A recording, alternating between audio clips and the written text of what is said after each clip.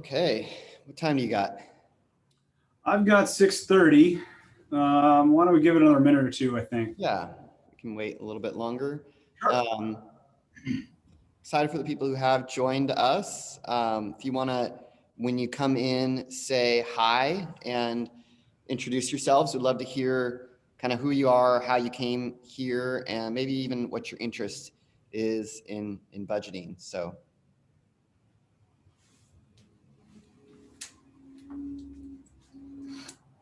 I made a mistake of having a couple chewy gummy candies like 10 minutes ago. I'm still picking them out of my teeth. oh, I should know better than that.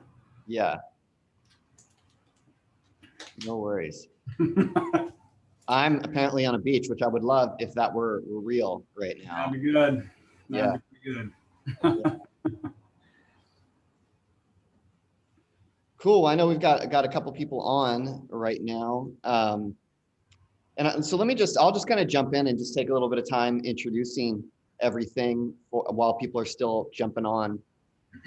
So my name is Josh. I'm the program manager here at Mountain View Community Center. Family Life Together series is hosted by Mountain View Community Center as an offering specifically targeted towards families to help them be able to gain kind of some of the skills and just ideas they need to do family life better. I have been involved in serving the community probably over 13 years now. And so through that time in the various sectors that I've been in, I've seen a lot of families, helped a lot of families, and seen a lot of families struggle. And I know, life is hard, and especially hard when you're trying to do it by yourself. American society can be very isolating, so I wanted to create something where families could connect and could just kind of be open and learning about ways to do family life better. So whether that's like what we're doing here tonight, a budgeting series, or whether it's a health and wellness series, whether it's something as simple as the fact that it is gray and rainy 9 to 10 months out of the year here in Washington. So what do you do when you get home and you're tired and you want to just default to the easiest thing, which is usually television or reading a book or whatever it is that you like to do? What are some fun activities that you can do with kids? I'm really excited about when we get the chance to bring this in person so that we can meet. We're going to be probably having some food, having some kind of ways for families to connect, some games, activities, kind of things, and then continuing to do series targeted at really practical things that can help families in life. So really excited about all of that. That's going to be coming up the pike, and just we never know when that's going to happen with COVID, but really excited for all the things that we could be doing. Things like family events, get to that are fun family events. Things like families serving together, ways to just do family life together, and such is why it is named that. So I've stalled a little bit enough, hopefully, but I want to kind of get into this series. Budgeting, starting off to 2021. Thank God 2020 is behind us now, right? But starting off 2021, starting off the new year, I was really hoping to put together kind of a health and wellness series as well. That we're going to be putting that one off. But another thing that is really, really important to do at the beginning of the year is kind of take a look at our finances and and not just, most of the resolutions are to lose weight, to work out, but also it's to get financially fit. And so this is a really appropriate time for us to be talking about budgeting, finances, and everything that we can be doing there. And it's such a difficult time because in relationships, they're usually, as I've kind of, like I said, I've seen families, it's usually a saver and a spender. And what I've realized is a lot of times there's kind of one person who's a saver and one person who's a spender. But as I've kind of grown to, I've realized that we can be different in different circumstances, right? So I'm usually, if I have to admit it, the spender in with my wife and I. But there was a circumstance where my cat got sick 1 month, and we had to drive him to the emergency room. My mom gave him some cheap flea medication, and he had a bad reaction and started having seizures. And so we had to go. I didn't know they have a pet ER, and it was really busy. Who knew about pet ERs? Well, the next month, my cat ate something or something happened, and he got sick again. We had to go back to the ER. And I got to admit it, I love cats. I love my cat. But I was really asking, do I want to spend money on this situation? Is it appropriate to spend it? Because it could be another $500. So, there's those different things. And we need help as families to know how to spend our money, how to wisely spend, and what to invest it on. And so I'm so glad that Andy is here. Andy Lowe is here to help us with that, a financial advisor. Thanks for coming today, Andy. Yeah, it's a pleasure to be here. I'm looking forward to it. And thank you for inviting me. And just reminder, this is the first of 4 of these. So looking forward to it. Yeah. Thanks so much. And so tell us a little bit about yourself, Andy. Kind of what's your experience in helping families and individuals with budgeting, and kind of what prompted you to do this series? Yeah. Well, I've been a small business owner. I've been in the construction industry, and for the past year, been a financial advisor. So it may not seem long, but I've been investing myself since my young 20s. So I've always been passionate about it, always excited about it. But the main reason I wanted to come here tonight was to basically, teach and help educate and give other people the tools they need to be financially free, really, without the debts, without the stresses that come along with it. And so I really enjoy helping people and being that resource. And so that's my goal tonight. Awesome. That's really good. I'm really excited to dive in to the stuff here tonight. And I know, like I said, especially with these stimulus checks coming and just kind of a crazy financial time right now. A lot of people are struggling, unfortunately, right now. We need help with budgeting. So why don't you take it over, kind of show us what you have and how we can better manage our finances. Yeah, thank you. I appreciate it. All right. Well, talking about finances can often be scary for a lot of people. It can be something that they just either don't want to do or they're scared of. But if you're on the call here tonight and you're with us, I applaud you for taking that first step to getting that financial freedom. That's really the big first step. So by the end of this presentation here tonight, I'm hoping to give you some tools to develop a strategy that you can put into place that will help you balance your spending and your saving, and then also your borrowing needs, and do that so that you can get what matters to you. Before we do get too far, again, I'm going to remind you, please say hello in the chat so that we know who's here. And if you want to give us your email address, we can reach out to you. At the end of this, I'll have my contact information up. So if you need to get a hold of me, you can do that as well. And then on the screen, there might be 3 dots where it says more. If you click that, there's a Q&A section as well. So as I'm going through here tonight, if you have questions, please type them in, ask them, hopefully it's about finances, but if you got other questions, let me know. And in the middle of it, we'll stop. And if there's a couple of questions that we see, we'll touch on those. Otherwise, at the end, we're going to kind of go over everything again. So, I'm looking forward to helping answer what questions you have. So let me start here. Let me start sharing my screen first of all. All right, here we go. So your goals that you come away with tonight and the goals of the other people on this call are probably going to be different. They might have similarities, but they're going to be different. And there is a consistent process that I use to start every financial conversation that really helps you focus on what your short and your long-term goals are. So in order to develop any outlook on your future, you need to start really with step 1 of this 5-step process, which is, where are you now? What is your current financial situation? What is your income? How much money are you spending? This is where the budgeting is going to play the role. Where are you spending it? And there's lots of pieces that come into that are often not thought of. Step 2 in the process is kind of the fun part. It's where you start to think about what your goals are, what your dreams are, what you may want to do in the near and the far. And then steps 3 and 4, we're going to spend a lot of the time tonight talking about those. Can you get to your goals? And then more importantly, how do you get to your goals? That's really the meat of it. Step 5, the last step, is ultimately what's going to get you to your destination. It's staying on track. It's checking back in on those goals, on that route that you're taking, and making sure that the path you're on is still in line with your plan. So let's start with the first step in the process. So I want you to ask yourself right now, where am I today?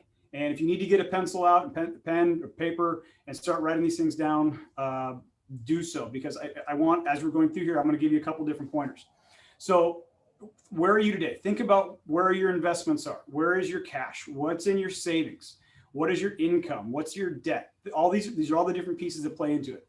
Often the perception of how we spend money is going to be quite a bit different than the reality of how we spend money. So budgeting will help you get a handle on what you're going to spend each month, what income you have. So because so many people look at it differently, we're going to do a quick little exercise. I want you to write down 2 numbers for me. The first one, I want you to write down what you think you spend every month. And this is important because as you build your budget, again, it might be pretty close, it might be pretty different. The second number I want you to write down is how much you think you save. So based on how much you think you make, how much you think you spend, how much extra do you think you have every month? And then again, write this down, circle it, put a star by it, do something so that you know where it is. Because as you build your budget over the next week, over the next month, however long it takes you, I want you to go back and compare and just see how close you actually were. I think you might be surprised. So I'm going to change my share here. So this is a typical budget worksheet that I have. I think we can attach it to the chat. If you want to click on it, you can download it. It is also available on the Mountain View Community Center website. Or again, at the end, I'll have my contact information up. If you want this exact copy, I can send this to you through email as well.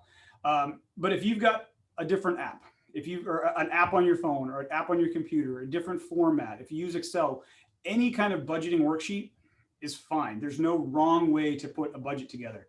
But the key is you want to be detailed. Okay, so in this specific example, we're going to start with your income. How much income do you have? Again, are we talking about from your job? Do you have rental income, a pension, Social Security? Everything that you get on a monthly basis, write down. And then on your expenses side, notice the detail. I mean, just in utilities alone, water, electric, trash, cell phone, gas, sewer, these are all things that you probably pay for. And your telephone might bundle with your cable TV. Sure, so pick one category. But as you're going through your statements, also notice you might have multiple streaming services, for example, Hulu, Netflix, Disney Plus. All of those little $3.99, $5.99, those subscriptions add up. And when you're looking at your budget, if you go, wow, we're spending a lot, you might want to look at taking some of those out just to help balance some of that spending. So again, the detail, as you're going through your bank statements or your credit card statements, whatever you're looking at to find these exact numbers, be specific and be honest with yourself. Because if you leave something out because you think, it doesn't count, you're only lying to yourself here. So be honest and be thorough, go through all the details to help make this real and full. Okay, so we'll go back here. If there's any questions on the budgeting sheet, again, we don't have time to go through this individually with every person tonight because, again, everybody's budget is different, but there's no wrong way to budget. So as you're going through yours, again, if you need this, let me know. Okay, so we're going to jump ahead here. Now that you have an idea, of where you are, and again, you're going to build to that, I want you to start identifying your goals. So when you start thinking about your goals, I want you to be kind of specific again and break these up. I want you to think about your goals as being short-term, long-term, and more immediate. So, and maybe in terms of immediate goals here, 6 month, 1 year, 5 year, and 10 year. So an immediate goal might be simply ensuring you have enough cash to cover everyday expenses like groceries. A short-term goal might be to build an emergency fund for the unexpected. A 1 year goal might be a vacation. Summer's coming up. That could be a 6 month goal as we want to get out of here. 5 year goal might be, getting your kids ready for college, perhaps a new car. There's whatever you want it to be. A 10-year goal, a long-term goal might be planning for retirement and what that looks like. So again, be specific, and I encourage you to write these down because if they're not on paper, They're just dreams. If they're on paper, they're goals. And that's a big difference. So I want you to make sure you're writing all these things down and remember what you're shooting for. So when you look at your goals, you might realize it's going to take a lot of preparing to save the money required to meet them. And there's probably going to even be some competing goals that you have to keep in mind. So this is where we want to begin to prioritize what these goals are so that you can put your strategy together to reach them. And then as you work through your goals, you want to begin to figure out how to meet them. Ask yourself if the goals are realistic.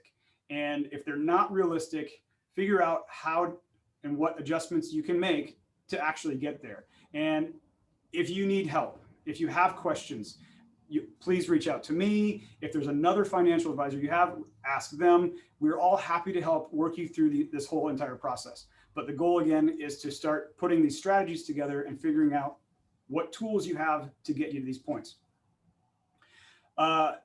So to dig a little deeper, to kind of put this in perspective, there are 4 primary uses of cash. And then there's a few tips I'm going to share with you to help kind of master your credit. And these will also help you focus on getting to your goals. So when I talk about cash here, I'm talking about like literal currency, the dollar bills, the $20 bills, whatever you may have that are in your wallet, that are in your checking, your savings, any CDs you have, short-term money. This is actual cash. This is what I'm talking about here today.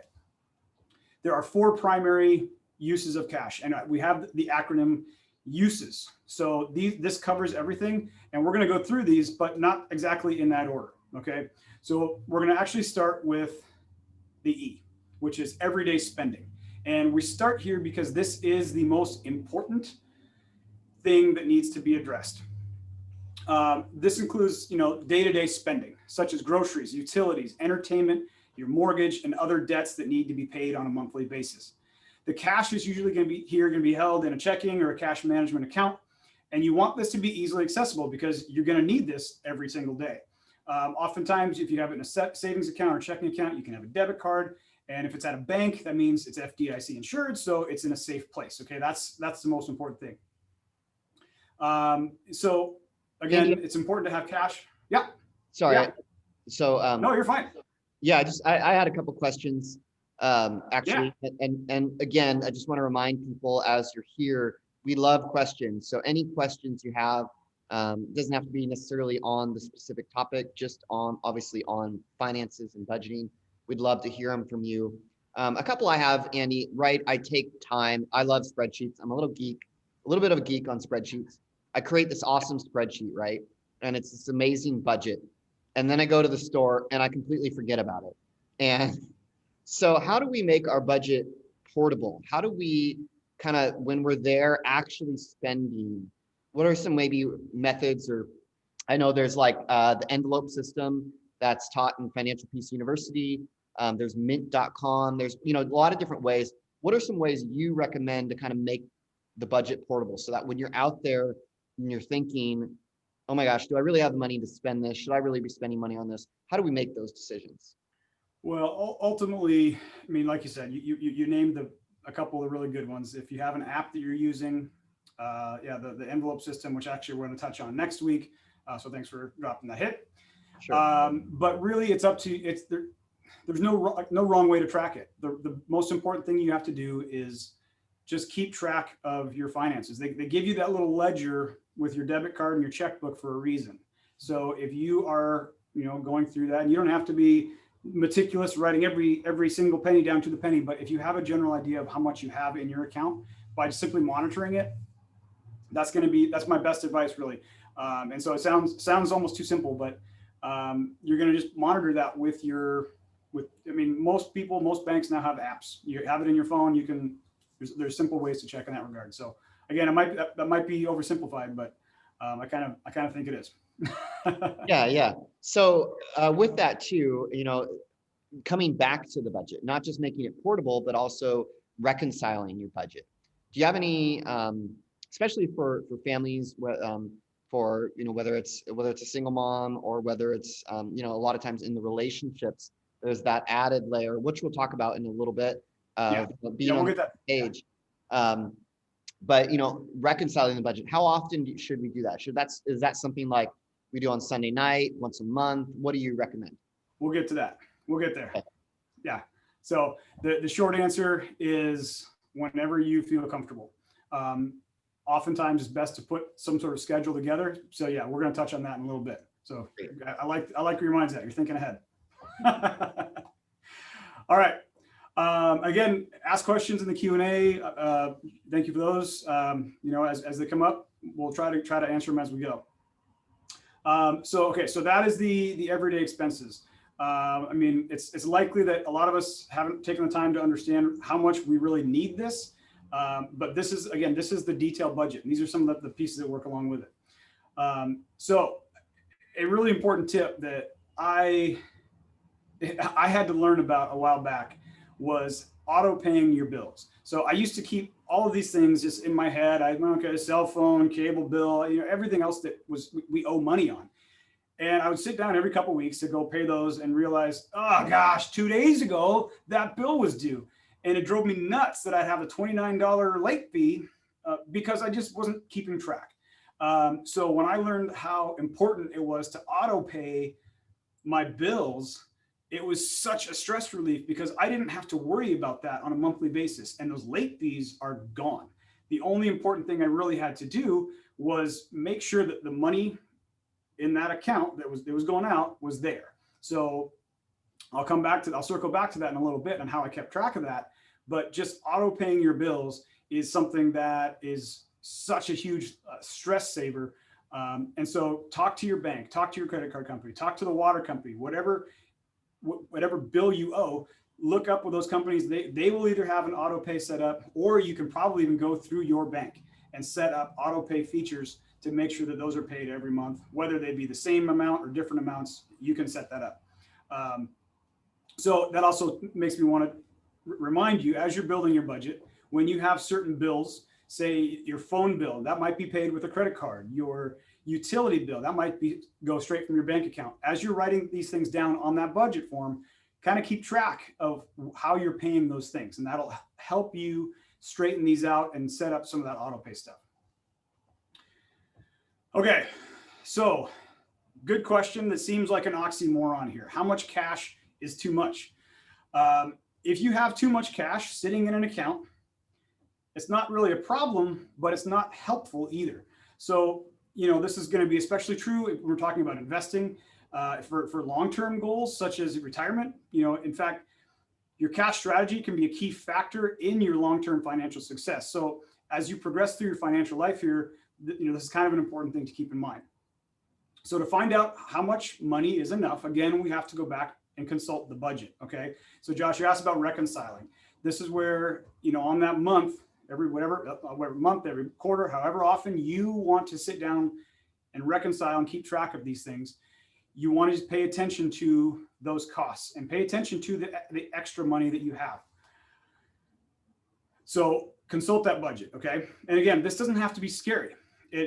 Looking at all these numbers, looking at all these figures, it can be daunting, but these are going to help you identify the areas where you're able to reduce some spending and figure out how much you have available to invest in those short and long-term goals.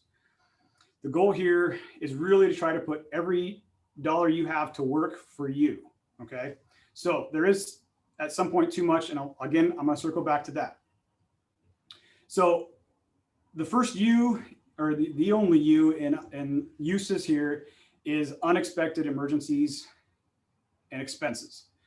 It's really not a matter of if, but more so when you'll deal with the unexpected. And this past year, as Josh mentioned earlier, was probably more so realistic than ever. A lot of unexpecteds, and you just never know when they're going to come up. So the U is about creating and having enough cash reserves to cover the events such as a job loss, home repair, unplanned medical expenses. You want to be able to have that cash easily accessible and readily available when you need it. Now, because this is just going to be kind of sitting ready to go, this is where you can put your money to work for you a little bit. Look into putting it maybe into a short-term CD or a money market account where your interest rate might be ever so slightly higher. And right now it's barely higher, But as the economy changes, those interest rates are going to go higher. And so you're going to make a little bit more money than you would if it were just sitting in a checking account or sitting in a savings account. So again, how much is too much? We'll figure that out. Establishing an emergency fund can really prevent the need to also dip into any long-term savings that you have. Whether like a retirement account or stocks, bonds, things like that. And this can be really valuable, especially if the market is in a downturn or it's really volatile. You don't want to have to sell stocks that are, losing money or anything like that. So having that cash set aside and prepared for the emergencies can, again, save you a lot of stress. Okay, so again, how much do you need? How much do you need to set aside? I like to recommend anywhere between 3 and 6 months worth of cash needs. So it's going to be different for everybody. And again, this is where we look at the budget and figure out of your expenses with your mortgage, your loans, your credit card, your food, what are the necessary expenses?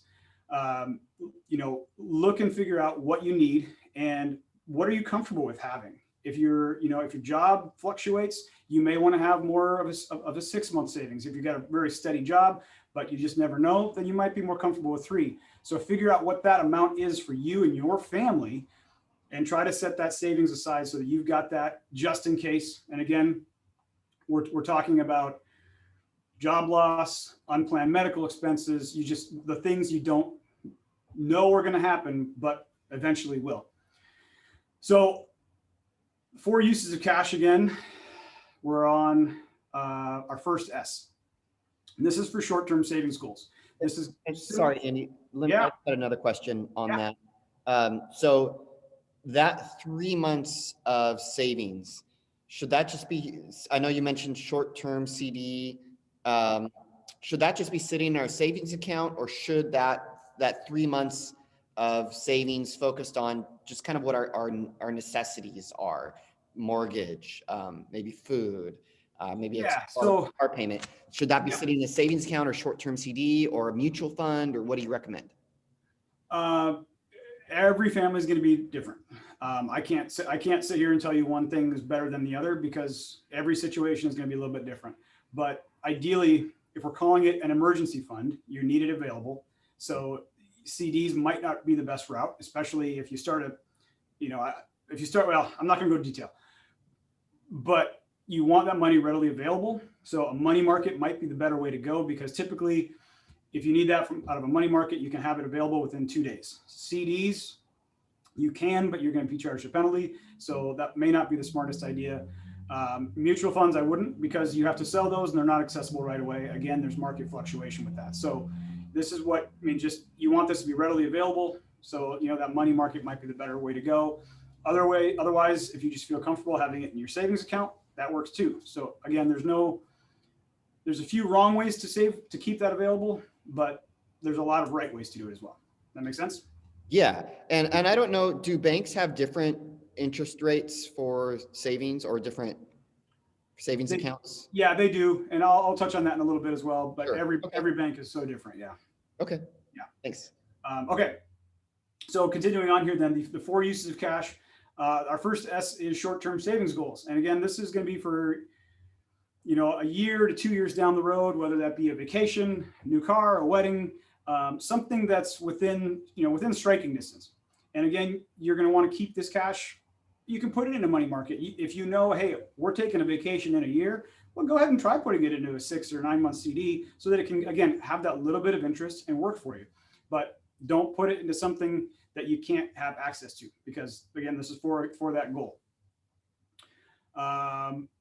So actually, Josh, you know what? You mentioned earlier, you do a lot of budgeting with your wife. Someone spends, someone saves. If you two have different goals, how do you guys go about balancing those? Yeah. So thanks for that, Andy.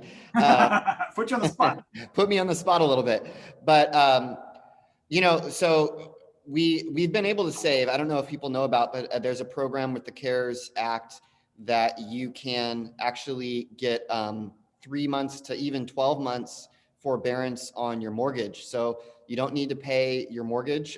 There's a lot of banks that offer that.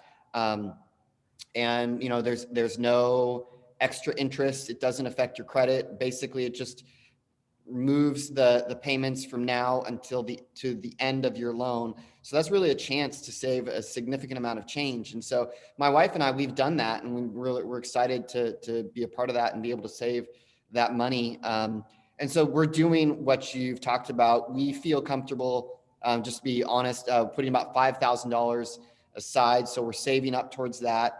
But then after that, it's kind of like, well, what do we want to do? Like the car is breaking down. So maybe we could use kind of a new car because, we don't have we bought it and we've had it for like a long time and it's falling apart literally.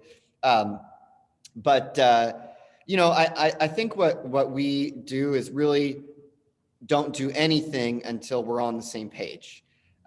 Make sure we save that money, make sure we put it aside, and make sure we kind of talk to people like you, go to the experts, talk to also people who are just know us and love us well. But the one thing we do is we don't fight about it. We seek counsel, we seek other people, we save it, and we keep moving forward and seeing how circumstances are. And then once that kind of happens, it's you're never gonna regret, man, I should have saved that money. Unless of course it was like a really great deal that you miss out on. But exactly. That's So kind of what we do. communication then, it sounds like, is key. So Yeah. awesome. All right, cool. Thank you. Okay, so what to touch on what he just said as well in the question a minute ago.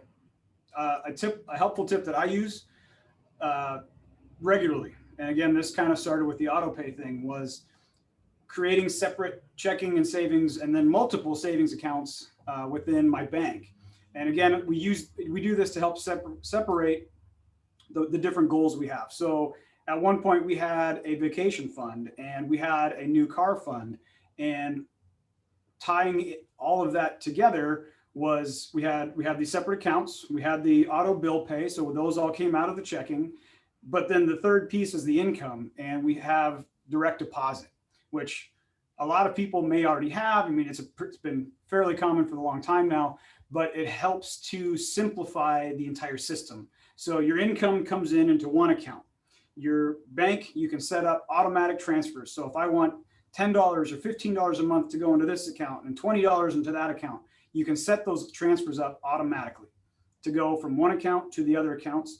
And as long as you know what your income is and what all of your expenses are, you can set those up so that while you're sleeping, all that is going to work again for you without having to lift a finger. So if you need to separate your checkings and savings accounts, you can go online, put a nickname on your accounts, call it the vacation fund. That way you know, and you can track how much you have for that vacation to Walt Disney World this summer, something, whatever it's going to be. So separate those if you need to, or if it's in one account, just make sure on your budget you write what your goals are. And again, write it down, because it's a goal. If it's in your head or if it's not written down, it's just a dream. Again, write it down. Okay, so let's talk about the final S of the 4 uses of cash. And this one is going to be more in the long-term realm, which is a source for investing. And really, there are 2 types of cash used for investing. There is the strategic allocation, which is going to be part of your investment portfolio. And it's, 2, 3, 4, 5%. Again, it's up to you and your advisor when you talk with them about it, but that's money that is in your portfolio. A temporary allocation would be kind of the more important one for your budget. This is where you're setting a piece of money aside every month or every paycheck, however often you want to do it, that you're setting that aside to systematically invest in your retirement. So you're either, again, if you have a Roth, IRA, whatever it is, you're investing and you're buying little pieces of stocks or bonds or mutual funds every month. It's called dollar cost averaging. And it's a really useful tool as you are planning for that investment. So Josh, before we go too far again, are there any questions in the Q&A that need attention immediately? I don't see anything right now. I think we've answered them all. So all right. I'd love to see some questions though. Perfect.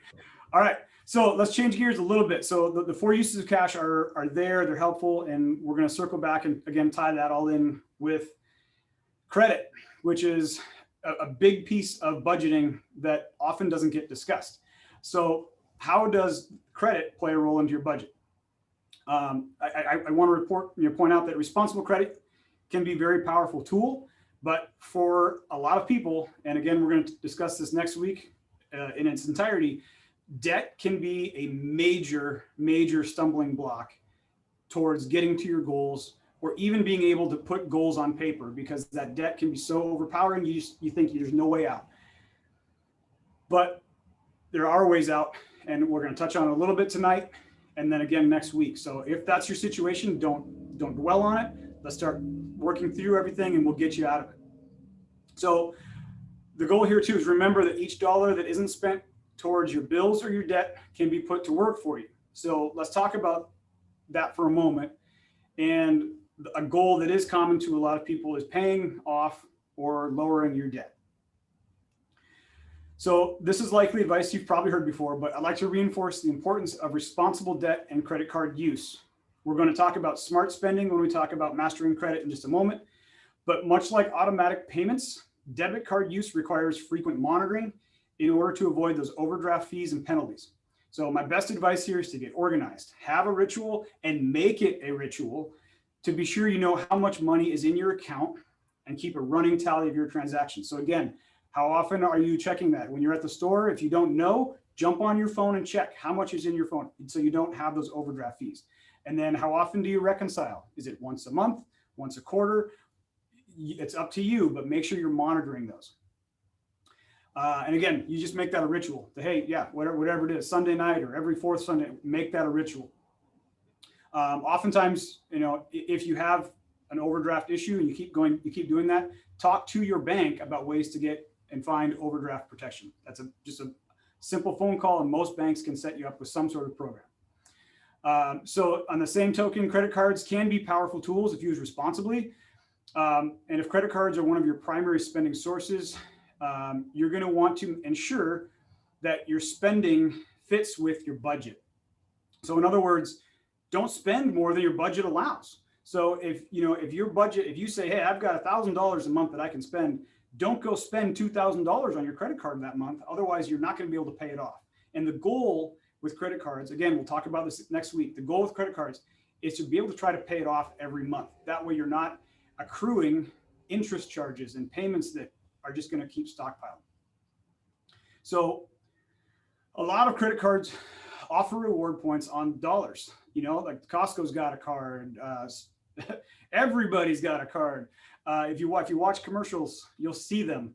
Oftentimes there'll be 1%, 1.5%. We saw one the other day, it was 4%. It's just remarkable.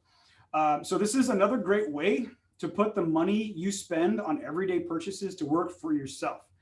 If you aren't already taking advantage of these cards, it might be something worth looking into. And you could be surprised at how quickly the everyday spending can add up. Just for the example here, 1 point for every dollar accrued to $231 of cash back at the end of the year. And that might be laughable. It might seem like, oh, that's it. But, hey, that could buy a one-night hotel for my wife and I to take a break from the kids. Sorry, kids, if you're listening. But you never know. You can do that for whatever you want to spend it on. Or even if you want to just invest it, if you want to put it back towards paying your bill, you can do that. So I will caution that reward programs, although cool, shouldn't be the only factor that you look at when looking in credit cards. You want to look at the fees, the foreign transaction fees, interest rates, all of the other perks that come along with that. Make sure you're doing your research and you're asking the right questions to find the card that is going to be right for you. Okay, so some debt, and again, this may seem like an oxymoron, some debt can be a necessary, it is a necessary part of your future, but can be good debt. So there is good, there is bad. If you own a house, if you've received college loans, or if you've ever purchased a car, odds are you've got good debt. And depending on who you ask, buying a car can be considered good, can be considered bad. But for the purpose of this exercise, if I needed a car to get to and from Seattle every day for work, but I couldn't pay for that outright, taking a loan out to buy that car was good debt, because it allows me to put a plan together where I know what I'm paying and I know how long I'll be paying it out for, it allowing me to get to and from work. So typically, that's good debt, the long-term things that have payment plans and interest and all that stuff. So examples of bad debt are spending too much on your credit card, or if you're only making the minimum payments on your credit card, Or if you're just getting credit card after credit card after credit card, those can kind of get you into trouble. So to understand and really put a strategy together to get out of debt, I want to quickly just explain how credit card debt works. In 2009, the Credit Card Act was passed with some new regulations. Leading up to the recession, there were so many people racking up credit card debt at an uncontrollable rate that minimum payments were lower than the interest charges. So there was really no way for some of these credit cards to get paid off. So Congress said that's the end of that, and put some new rules into place to prevent that from happening again. So now if you look at your credit card statement, you're going to see that every credit card, every company, every creditor is required to tell you how long it will take you to pay off that balance due. They're also required to tell you what the minimum payment would be to pay off your debt in 3 years. So if you look at the difference here, a minimum payment due of $53, if that was the only payment made, it would take you 8 years and you'd pay $2,785 based on this number.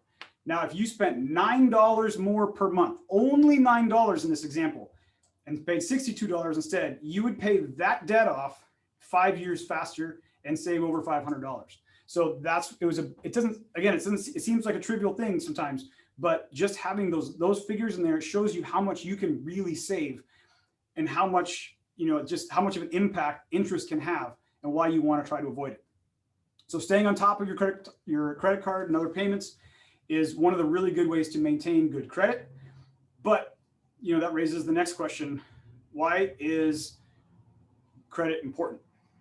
So as we discussed earlier, some debt is necessary. Your credit profile, your score, your report, there's lots of ways to call it, will determine what types of loans you can qualify for and how expensive it will be for you to borrow. So the better your credit history, typically the more options you're going to have. So you'll often hear, the credit score. What is my credit score? Hey, what's your credit score? This is just a general number that's compiled by all sorts of resources, typically by a couple different companies out there. The higher the number, the better the rating. So typically any number over 740, you're going to qualify for some of the best available rates out there when you're applying for those loans. Numbers under 620 may be regarded as high risk and they might offer you higher interest rates or simply decline you for the card altogether. So, what determines your score, I guess, is the next way to look at it. So there's a couple different factors. The history of your on-time payments. Late payments or missed payments can negatively affect your score. So again, this goes back to auto pay. Set it up and those late payments will be gone. You won't have to worry about them again. Your credit utilization. This is how much revolving debt you have on a monthly basis compared to the amount of the credit limit that you have. So paying off your credit cards or paying them off monthly gives you a much better credit utilization. So the length of your credit history, how long have you carried cards makes a difference. Did you just have one for a month or have you had one for 20 years? They factor that into it. Recent searches for credit. You've probably heard someone say, oh, I don't want that to ding my credit. Well, there are a couple different types of searches. There's a hard inquiry where you're actually applying for a line of credit, whether it be a credit card or a car loan or a mortgage refinance. There's also then soft inquiries where you're basically just checking your score. And those typically aren't going to ding your credit, as they say, unless you're doing it all the time. If you're checking it every week, creditors are going to wonder, why are you checking it every week? And they may ding you for that. Then the final one is, the final thing that's really looked at is what type of credit do you have? Again, we're talking about mortgage payments, car payments, student loans, credit cards, short and long-term kind of debts. So you can find your score by looking online at one of these three credit bureaus, Equifax, Experian, and TransUnion, or you can go to annualcreditreport.com. So each of these three bureaus are required to provide you one free credit score per year. So a strategy that I like to use is every 4 months, I will go and look at either Equifax, Experian, or TransUnion and look and see what my credit score is. And the reason I do it that way is they get their information from different sources, so your numbers might be slightly different. But if tomorrow I went to Equifax and looked at my score and made sure my credit history was good, 4 months from now, I could go to Experian, do the same thing. Four months after that, go to TransUnion. And then 4 months after that, it'd be exactly a year from now.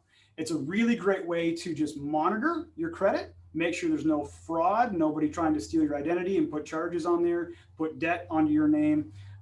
And by doing that every 4 months, you utilize the free credit reports. There are companies out there that can help you find your credit report and your credit score, but oftentimes some of those will also charge fees. So by doing that every 4 months, it's another little trick just to kind of help you keep on top of it without having to pay any of those fees. All right. So building credit is important. If you've got kids that are 18 going into college, or if your spouse has never had credit, or your boyfriend, your girlfriend, whomever, there are two really easy ways to help build credit. The first is to add somebody as an authorized user on your card. That might be best suited for a kid that's going into college, or a son or a daughter. Add them as an authorized user. It gives them the ability to start building their credit, but it doesn't put the responsibility of paying the bills on. So sorry, mom and dad, that would fall to you. However, if you add them as a joint owner, then that also gives them the responsibility of paying the bill. But you're going to typically see that with husband and wife. Again, sometimes boyfriend, girlfriend, whatever. Spouses are the typical joint owners. Business owners can do that with their co-business partners, things like that as well. And again, it's just a great way to start the process of building credit for yourself or someone else. So we've discussed credit, how it works, the benefits, but we haven't touched on how to get out of debt yet. So let's get into that a little bit. And again, just a reminder, next Thursday, we're going to be spending the entire time talking about debt. So we're going to touch on it tonight. I'm going to give you my favorite trick that I can't claim that I came up with it, but we're going to touch on that. And then next week, we'll get into it a little bit more. So this is a basic strategy of paying your credit cards off that is proven to work. And again, lots of people have come up with it, and again, we'll touch on it next week. But for this example, this family has 5 credit cards, and 2 minimum payments total $250 a month. And they've discovered, after going through their budget, that they can spend $50 a month extra to pay off their credit cards. So rather than splitting that $50 up between the 5 credit cards and slowly breaking them all down, the strategy is this. You list your cards in order with the interest rate. The most expensive interest rate is the higher interest rate.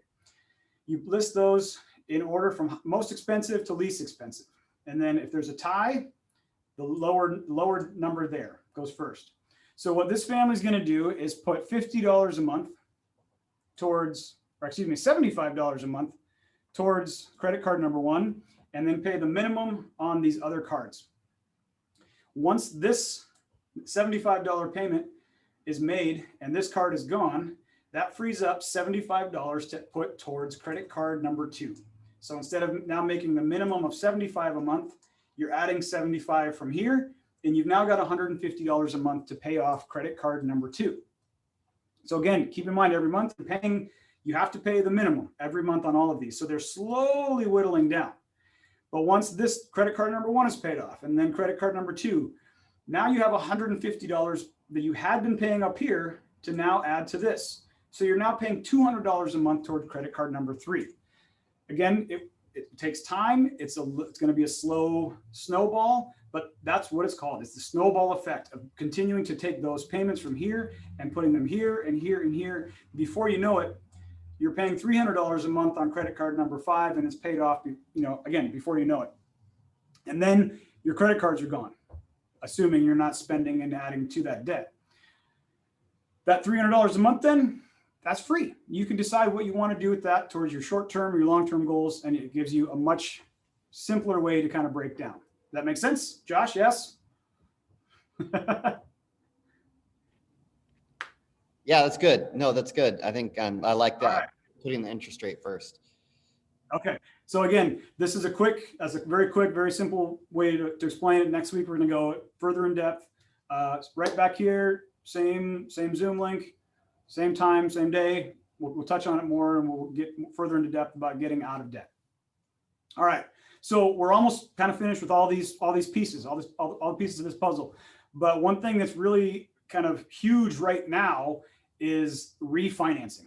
Mortgage rates and lending rates are so low right now that it's a terrific time to go refinance your house, refinance your car. But again, this isn't for everybody. I really strongly suggest talking to a lending specialist. And if you don't have one, please let me know. I can connect you with several, and you can get different opinions from different people. But if you're trying to save money in your budget, say, hypothetically, let's say your mortgage is $2,500 a month and your interest rate is say 4%, and you just need $200 more per month. Talk to a lending specialist, see what they can do to help you refinance, and you might get your payment down to $2,100 a month, $2,300, whatever that number might be. That frees up extra cash per month that you can use towards paying those bills, towards those other things that you have to use. So again, what you can do this with your car, you can do this with your house, but talk to a lending specialist before you jump into anything. And at the same time, while you're doing that, ask about getting pre-qualified. Because when you go to buy a house, when you go to buy a car, if you have that qualification already, it's going to make the buying process that much easier. So again, if you need a lending specialist, reach out to me here at the end, let me know, and I'll be happy to try to connect you with some people. All right. So that's really all the tools that help make that budget complete, but it's not everything. It's missing the final of the 5 steps. And that's really, in my opinion, the most important one. It's how do you stay on track? So in the scheme of things here, you have input your destination into your GPS, you've filled your vehicle with gas, and you've plotted the route you want to go. Now you need to hit start on that GPS so that it can track your progress along the way. So it'll stay on top of you, on top of every turn, and it'll ensure you get to where you want to go. It will also allow you to make changes along the way. If you make a wrong turn, or if you decide you want to go to a different destination, it will stay with you and it'll help track that. So reviewing, whether that be reconciling every month or once a year, once every 6 months, review your budget, review your plan, review your goals. Just do what you can to stay on track. And again, if your goals change, that's okay. It's absolutely okay. But track that. See what happens. And then I also encourage you to review your budget when life events happen, like, again, change of job, childbirth, marriage, divorce. Even buying a larger home can have effects on your budget, because now instead of heating 1,500 square feet, you have to heat 3,000 square feet. So your heating bill is going to go up. Stay on top of that budget, stay on top of those monthly expenses, and it'll help you keep track of what those changes need to be. All right, so to kind of review here, again, the importance of filling out your budget sheet completely. Be thorough. Don't skip things because you're only lying to yourself. The clearer and more precise you can be on that budget, the better picture you're going to be able to have of your whole financial self and your financial family. As we've discussed, there are really 4 uses of cash that you need to think about within your budget: the everyday expenses, the unexpected, short-term savings goals, and then how you can use that extra savings and that extra cash for future investing. We talked about mastering credit and explored some smart spending techniques and importance of making on-time payments, and then briefly touched on debt consolidation and how refinancing can also help benefit you. And so, kind of to conclude here, I just got to say, I'm glad to see that you all here are interested in what we're talking about. And it's really just encouraging to see that so many of you want to actually take control of your finances. So again, we haven't had too many questions throughout the thing. And so at the end here, put your questions into the Q&A. And here, let me just share. I told you I'd give you my contact information. Where'd it go? Here we go. So please write down my number, my email address. I'm happy to help you work through this budget, work through whatever questions you might have, and help you just identify what you need to do to get to those goals. And then just to remind you here, so this is me being here as part of a larger series. I'm going to be back here for 3 more weeks after tonight. Next week, same time, same place, we're going to be talking about debt consolidation, tools, tips, and tricks. That's hard to say, on how to get out of debt, how to work around that. In 2 weeks from tonight, we're going to talk about basic retirement strategies and investment strategies. And then 3 weeks from tonight, I'm going to have an estate attorney with me, and she's going to be talking about the importance of planning for the unexpected and how you can go about getting some of that planning done. So, really excited. I hope what I shared tonight gave you a good idea of where to start, how to jump into it, and really the importance of it. And so with that, I'll close my piece. Thank you, Josh. Thank you, Mountain View Community Center. Let's get into some questions. I'm happy to stay here and answer questions as long as you guys need. So, Josh, go ahead and take it away, and I'll be around. Yeah. So which company should we invest in? Can't answer that one. Kidding. I'm kidding. That is up to so we don't have any. So does anybody have any real questions for Andy? Anything. We can, if you want, have a burning question. One of the things that I really like that you said, Andy, was about putting the money to work for you. That's something, where we have money in our savings account. I saw there was another thing. I don't know if you've seen this, an app I saw that it rounds out. So whatever it's something about change. Basically when you spend something, like say if you pay $4.50, yeah, it'll take 50 cents and round it to $5 and then invest those 50 cents for you. Yeah. Do you know what that is? I do. Yeah. And again, I personally don't want to do that because I'm more precise, and I like to keep track of everything. Mm-hmm. I don't want my purchases doing that on their own because I'm more meticulous about that. But for other people, yeah, that might be a great tool. And my personal spending strategy is to use my credit card, and I use my credit card for basically all purchases. And so some credit cards might have that, but I personally choose not to. Again, but everyone can use their own strategy, and some might like it, some might not. Yeah. Yeah. So we have a couple questions here actually. So okay. Is there a general rule for spending, saving, and investing? It's whatever works for you. Like we kind of talked about, the best way to do it is to put your money to work for you. And if you got to have money to make money, is kind of what the general rule is, I guess. So if you have income and you're able to utilize the budget, there's really no one way to do it. I mean, every your situation might be, it might be different from his, from hers, from mine. And so there's no general way to do it other than do everything you can to try to save. And the more you can save now, the better off you'll be down the road. I've heard a couple different things on this. I've heard of the 80-10-10 rule. So you save 10%, you give, set aside 10% for giving to whatever charitable cause you want, and then you live off of the 80%. I've also heard of, so maybe you do live off of 80%, save 10%, invest 10%.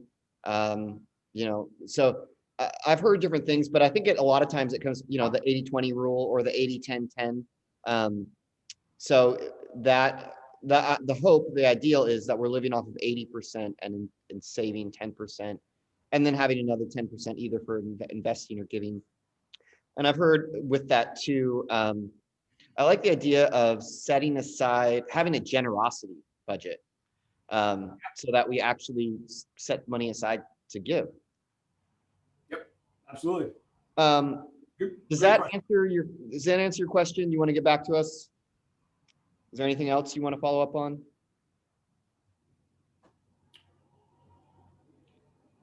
Okay. There's another question here. Is it a good idea to set up utilities to be paid over a year. So I guess there must be some kind of utility bill, and then you're looking to pay it over a year, is like a payment plan. Is that it? I haven't seen that, honestly. I guess that's pretty subjective of a thing for each individual or individual family. I think for my own family, you know, our utility bill in the summer is a lot less than in the winter. We're just not running the heat. So if there's a way for that they average that out, that's kind of neat. I can see that being advantageous. That's probably what she's asking. Yeah, if you're able to, you know, if they average that out and you're able to pay it with a one-time payment, I think that's kind of neat. Yeah. Yeah. You know, that's a good idea. But again, some people might not be able to do that. So, you know, sticking to the monthly budget might be a smarter idea as well. So lots of different ways to look at it. Absolutely. Yeah. So it sounds like, yeah, because I mean, obviously you're paying more in the winter than you are in the summer. Mm-hmm. So, you know, it's, I guess, does it matter on that? And I hope we're answering your question. But yeah, I mean, I'll say if we're not answering your question specifically, reach out to me after whether tonight or tomorrow or sometime in the next couple of weeks, and I'll be happy to be more specific and help you work through your individual answers there. Yeah. Yeah, that's good. Yeah, and I hadn't heard of that, but I guess it depends on kind of what they're paying you. I don't know specifically too, if like the utilities, do they charge a fee for that? Are they going to are you going to pay extra than if you just try to keep your monthly bill down? I'm not sure. Yeah, so that's neat. I'd be interested to hear more. Yeah, it's a good idea. Those were the two questions that we had. Anybody else have any questions? These are really good. Thank you for those people who've asked questions. Or if there's, you know, as we go through here too, if there's anything specific in the next couple weeks that you'd like us to answer in those next 3 presentations, you know, let us know as well. Yeah, I'm happy to hang on here for a little bit if there's more questions in the chat, you know, or again, call me. So yeah, Josh, thanks again for hosting. This has been hopefully educational for everybody. Yeah, thank you so much, Andy. I really appreciate it. If I don't see any more questions, so if not, we'll give it a call it a night. And I really look forward to you know, the next time and just kind of seeing what ways we can manage our debt. And also, you know, I know a lot of people are getting stimulus checks and, you know, kind of deciding kind of what to do on that. So if you have any questions on that, you know, we're going to be closing it up tonight, but definitely think about that and we can talk more about it next week. Yep. Sounds great. All right. Thank you.